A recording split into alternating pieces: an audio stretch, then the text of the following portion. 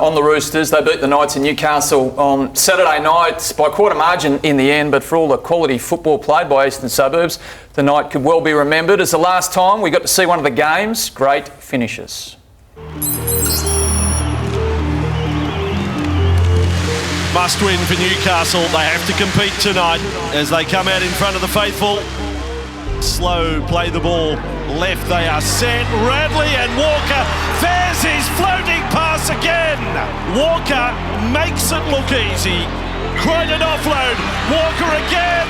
Over the top to Bow. Taps it back inside for Morris.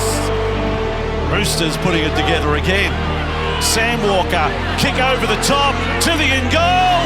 Croydon may have got there. Adam O'Brien has left the building. Obviously 20-0 down after 18 minutes. I was scratching my head actually. We took some backward steps in terms of competing. We just got beaten to the punch a couple of times early and then the scoreboard was just rapid. Maria Hargreaves, flick from Jared. Sam Walker over the top. Morris with the ball. And at the end of it, the kid's got another one. Walker's on, Walker's over. If I was stuck on one side of the field playing block plays 24/7, I wouldn't be able to do what I sort of do. So for Robbo and the club to be able to give me the freedom to be able to play my footy is awesome for me. Sam Walker's got it, kicks it across field. Hail Mary! And whoever else you want to hail right there. We're not the team that we were last year. See if we can find some solutions to get excited about this season because it's not gone yet, but we need to start making some decisions on what we want to get out of it. Now, no. This looks so bad. For Lindsay Collins, this looks neat, totally gone. The game tonight pales in significance to how you feel about Brett and Lindsay as well. And no. Now Morris has gone down. This is cruel. Got a guy that's a legend of our game, one of the best wingers that we've seen, and has possibly just finished his career. No one ever gets a fairy tale. Jake didn't get one, Brett didn't get one, but they also did. They also did get fairy tales in the way that their career was played. It was hard to watch Brett Morris going off the field injured. We later found out that he'd done his anterior cruciate ligament, so we'll miss the rest of the season. But Buzz, as far as the rest of his career goes, there's been nothing official that I've read yet. Have you got any more news? Look, I've spoken to people at the Roosters today. I think they're planning a nice press conference. So, Brett will turn up when he's fit enough to after surgery and officially announce his retirement. He got the X-ray done first thing Sunday morning, confirmed the worst. And look, he's going to be 35 in a couple of months and he's ready to give it away, I think. He made that pretty clear on Saturday night. Now, whether, he comes back strong and changes his mind, it could happen. But at this stage, he's going to announce his retirement. What an amazing career it's been. And let's probably start at the end first. Since he's arrived at the Roosters, I think we've all just marvelled at his age what he's continued to do, PK. I love the professionalism that Brett and Josh bring to their football.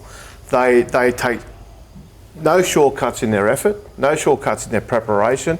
They are almost the role model for the 1%ers in the game. Get the 1%ers right, the rest take care of itself. And look, they were heartbreaking scenes the other night because of the finality of it. And a double down with his brother sharing that with him. It was such an emotional experience for both of them. And you could see within the dressing room, a dressing room that's won by 34 points and no celebrations because they all understood the gravity of what had just occurred.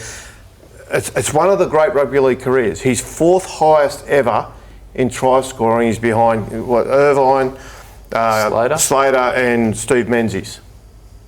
So it's one of the great careers and he's one of the great wingers, and he was one of those wingers that changed the way the game was played in the sense that he was able to do the acrobatics up the try scoring end, but do that first carry from the kick return down the other end. He was happy to do the donkey work as much as he did all the highly skilled stuff and the celebratory stuff. Yep. We've seen the evolution of wingers from Eric Grath to Wendell Saylor to Lodge Geary, explosive power style of athletes. I think the beautiful thing about BMOS was, and still is, that he was able to combine a little bit of everything with also classic finishing. Like, you could give him the ball essentially anywhere on the field and you'd just see he would find a way. We saw it earlier this season out at Campbelltown. He scored 2 hat-tricks to begin the opening 2 rounds of the year, and he was given the ball in positions that he had no right to find the try line, but that's what the best wingers do.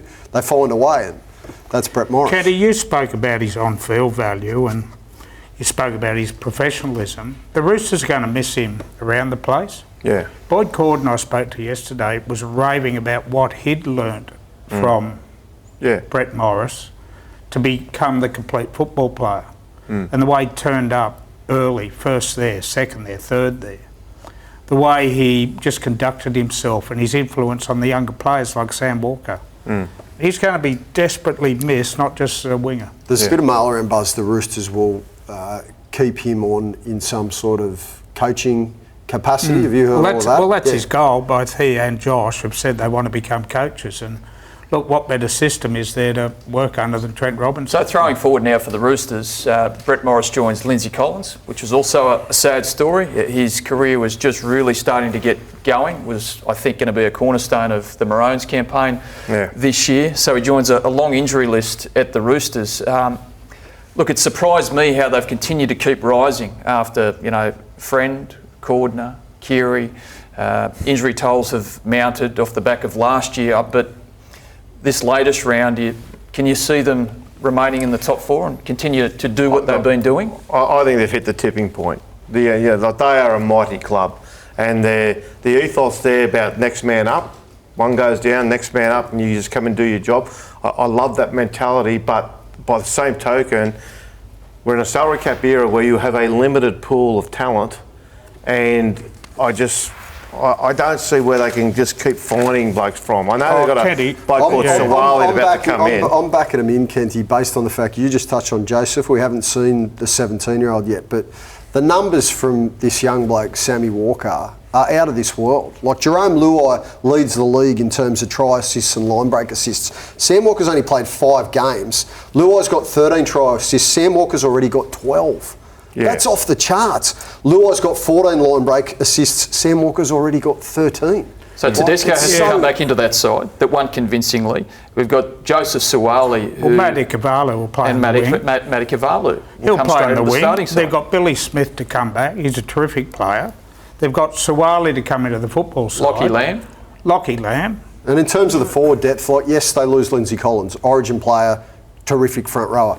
Jared Waerea-Hargreaves has been playing the entire season off the bench. He can come straight in the starting side. Siwa Torkiaho is an international regulation superstar, so I still think they can compete.